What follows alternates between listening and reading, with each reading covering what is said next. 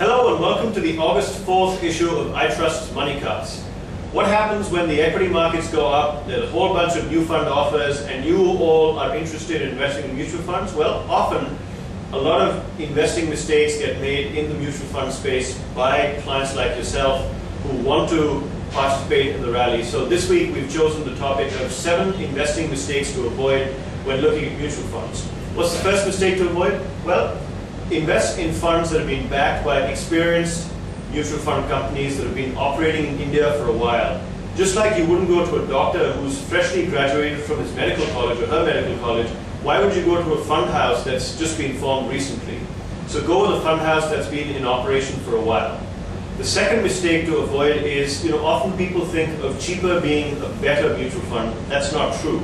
Just because a fund has a net asset value or a price of 20 rupees doesn't make it any worse or more expensive than a fund that has a NAV of rupees 10.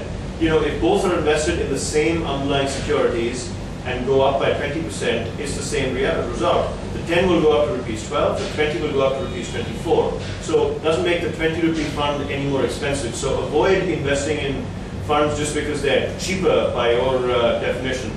The third thing is, often people invest in a new fund that's being launched even though pre-existing funds from that category already exist. What do I mean by this? There's a lot of new infrastructure funds that are being launched right now, even though there's almost 5 or 6 different infrastructure funds that have been in existence for about 3 years. Why wouldn't you go and invest in one of these existing infrastructure funds when the fund manager already knows the companies and the company managements they're investing in? They're familiar with the risks associated with that sector and risk management in that sector. You're much safer in investing through a pre-existing fund of that category. The fourth mistake to avoid is, ignoring your risk appetite. Just like every medicine is not meant for every patient, it depends upon the dosage you need to take, your body can handle, your size, your weight, your age, your allergies. Similarly, every fund is not meant for every individual. Recognize that and understand what kind of risk exposure are you willing to take and what your time horizon is for that risk exposure that you take on. The fifth mistake to avoid is people very often look at adventurous sectoral funds just because they've been sold a hyped up story about a certain sector. Right now the flavors of the month are power and infrastructure and road building and so on. Recognize that if you want to build a house, it's built on a strong foundation. Similarly, if you want to build a mutual fund portfolio, it absolutely must have a very strong foundation. And by that I mean, invest in a whole bunch of diversified large cap or index funds before you start exposing yourself to higher risk sectoral funds.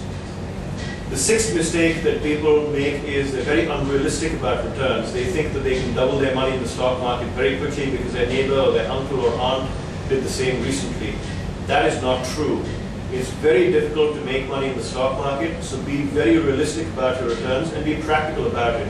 If you get a return of close to 15% per annum, that's a very, very good return. Of course, that's much lower than the returns of 50% per annum that some funds were returning a few years ago, but times have changed. Recognize that.